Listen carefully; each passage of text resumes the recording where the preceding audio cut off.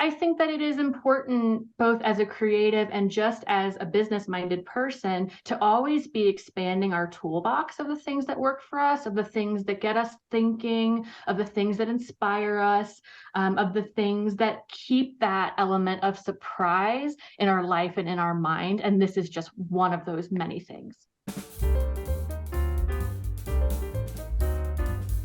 Hey, I'm Nick Armstrong, and this is the Founded in FoCo podcast. We dive in deep with local business owners and creatives on topics of interest to them and to you, and hopefully help make you a better business professional. Today, I'm here with Erica Reid, who is a writer. Erica, tell us about your business. Hi, Nick. Thank you so much for having me. I work professionally in marketing, mostly for arts organizations. My biggest client is with the Colorado Music Festival, which is a classic music festival in Boulder. And they're also a music school as well. I do marketing for them and all kinds of writing. And actually interviews like these, we interview the faculty for the music school that we operate. But on the side, I'm also a freelance writer. I have written a lot of brochure content and things like that for mostly orchestras, but also theaters, operas, sort of the entire arts world. At the conference, I'm actually teaching a class that's more along the creative side of things because I'm also a creative writer. I'm a poet. I just finished my MFA degree this summer, actually. And I've been looking for ways to use my creative passion to connect to the local community. And so I thought the Founded in FoCo conference was a really great opportunity to do that. You have all of these people who, even though we're thinking in like a logical business sort of oriented way, all these businesses start off with creativity, with an idea. And so the session that I'm bringing to the conference is I call it a guided meditation, which I know can sound kind of woo-woo, but it's really just a way to surprise your mind to come up with new ideas that are already in there and maybe you don't recognize. So for instance, if I said to you, think of the color of a flower, you would come up with a color right away in your mind. And it'd probably be different than the color that other people sitting next to you might have. And so I'm leading people through prompts to help sort of surprise their minds in that way so that they can come up with creative ideas. And it doesn't have to be for a poem or a story, although that's what I use these sessions for. But just in general, if you're wanting to shake off the cobwebs a little bit and have fun creatively, that's sort of what I'm after. And this is part of your personal creative process that you use in your own work. And you find that it helps you to get right in the zone, because writer's block is a real thing. It's a tricky thing. All of us have stared at the blank Word page or the blank WordPress screen and thinking about what we're going to write about next. And this sort of gets around that, right? Yes, we say no surprise for the writer, no surprise for the reader, meaning the most interesting creative work that you will create also surprises yourself. And it's incredibly hard to get into that space where you're writing something you didn't even know you thought, or come up with an idea that you didn't even know you had. And so leading through these sort of prompts where you don't know where I'm taking you, they're just something to react to, I think really helps you come up with things you would never have come up with on your own. If you just sat down in front of the blank page and you were like, all right, I'm going to write something now, that's an incredibly difficult place to be in for any creative. And this is just one of many ways to get something interesting on the page that you didn't expect an hour ago you would ever write. So you're writing for symphonies. How do you generate surprise in a pamphlet that's going to be seen for like 5 minutes, maybe as they walk in, it's their program or something else like that? How do you generate and cultivate surprise? Oh, isn't that the question? A lot of people ask me, so both my undergrad, my bachelor's degree and my master's are both in poetry. And people ask me a lot if I ever use my degree in my job. And I say, what could be more like poetry than trying to write about music in a few words? It's a poem, because music doesn't want to be written about. It wants to be heard. That's the way that it wants to convey its emotion and its meaning and its purpose. It doesn't want to be summed up in a sentence or two. And so I really do try to take all of my craft as a poet and bring it into marketing, because we are trying to elicit a feeling, an emotion, like not what is the music about. That's rarely the interesting thing, but how is it going to make me feel? How is it going to move me? And so the work of describing that, like you said, in a brochure you're going to flip through, is difficult and really of the fun challenge of my professional life. And when it's done well, you take that brochure home because that concert was so impactful to you, and it lines up with your expectations, and it sort of sets the scene for the folks coming into the moment of the orchestra, allows them to succeed. Yeah, I mean, you should hear these conversations I have with like our music director when I'm writing this copy, and we're talking about, because I say a classic music festival, but our festival does a lot of contemporary music. It's really important to champion new voices and make sure that we are commissioning composers to write about what's happening today and bring that to life through music. And so trying to write these things that often I'm describing a piece of music that hasn't been finished yet. It's not written yet. And I'm talking to our music director about not just what it's about, not the story that it's telling, but okay, how is this music going to make me feel? Or as far as what is the composer telling you about the mood, the tone? Is it upbeat? Is it, melancholic? Like how does this piece feel? It can be really challenging, and to be doing that not just about Beethoven's works that have been analyzed for hundreds of years, but something that is being written as we speak. It's really interesting space to play as a writer and marketer. Do you find yourself going back to a particular type of like guided meditation for different types of work? Like are there, or even like soundscapes or other things like that help you get in the right zone? Oh my gosh, Nick. So here's the thing I find about writing creatively is that nothing works twice. you can't find the same way into a new poem twice. I mean, lightning doesn't strike that same way. And so I find that I need to have a wide cadre of tools, of exercises, of prompts. A lot of times the only thing that will work for me is walking outside. That's sort of embodied poetics, if you ever heard that. I really believe that, that is a really good way to sort of get the creative engines running. It's just walking, in one of our gorgeous open spaces here. Just walk, and something will come, unless you expect it to.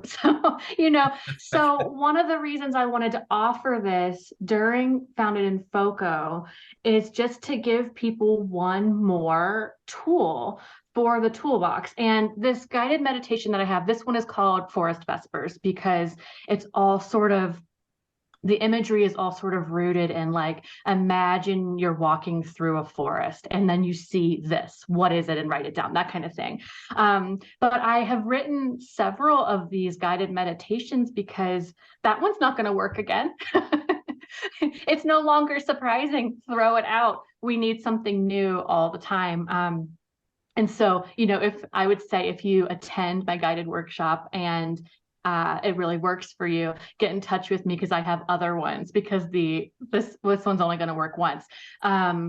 But I think that it is important, both as a creative and just as a business-minded person, to always be expanding our toolbox of the things that work for us, of the things that get us thinking, of the things that inspire us, of the things that keep that element of surprise in our life and in our mind. And this is just one of those many things.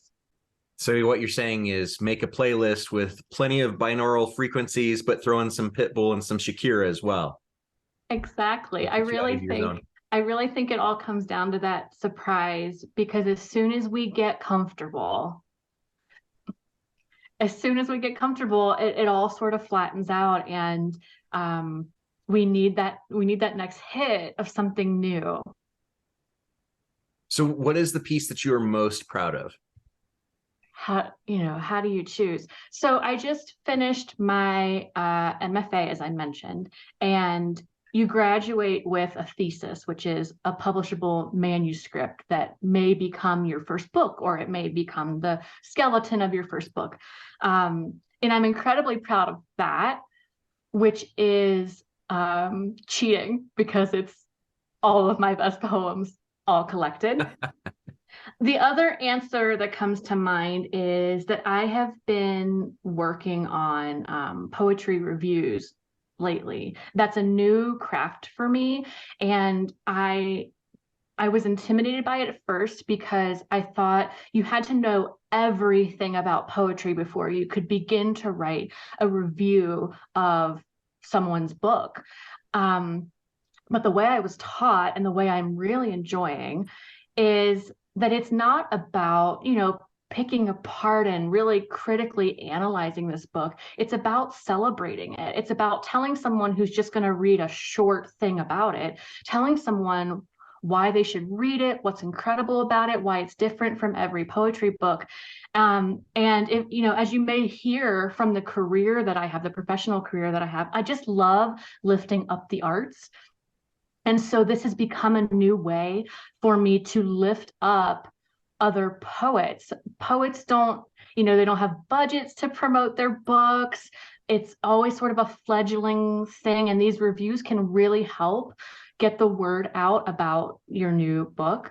And so it has become a really interesting way for me to connect to new writers and support the work that they're doing. And it makes me incredibly proud to be doing that work.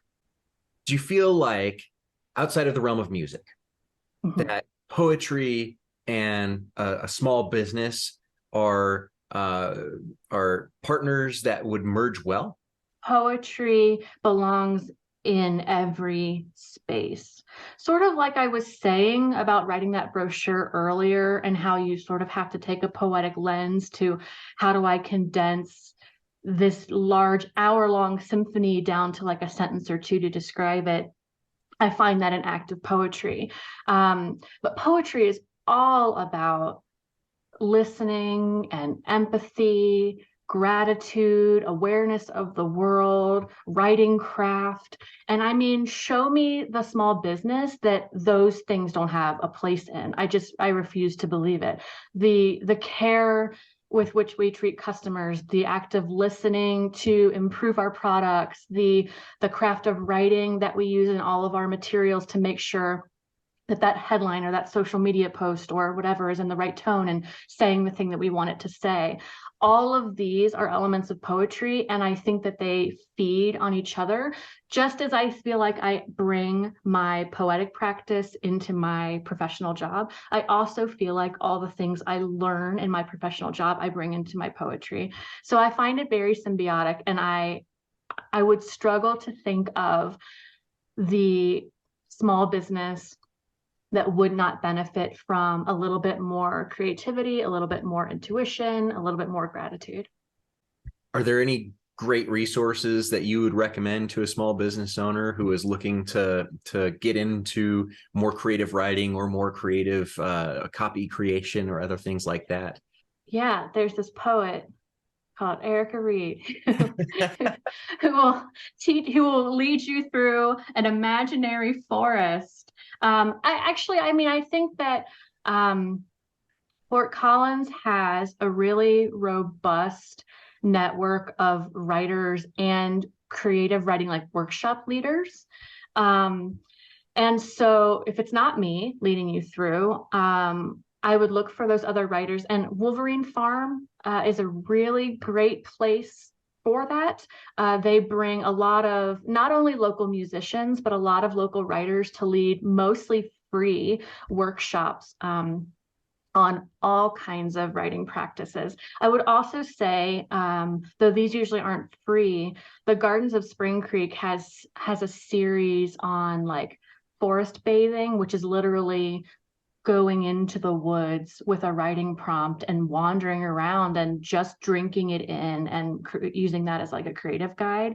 And I think, and the library does a lot of things too that you can pop in on. But Wolverine Farm has been a real mecca for me, a real place to go to. I always run into writers there. They always are offering ways to engage.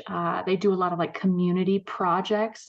They also choose the Fort Collins poet in residence. I'm sorry, the poet laureate of Fort Collins, which is Allie Eden right now, who leads a lot of interactive programming. And Wolverine Farm shares my sort of vision about this is for everyone. There is no gatekeeping here. Everyone is allowed to join everything because, we are all each other's students. We are all each other's teachers, and writing should be a thing that is, universally on offer.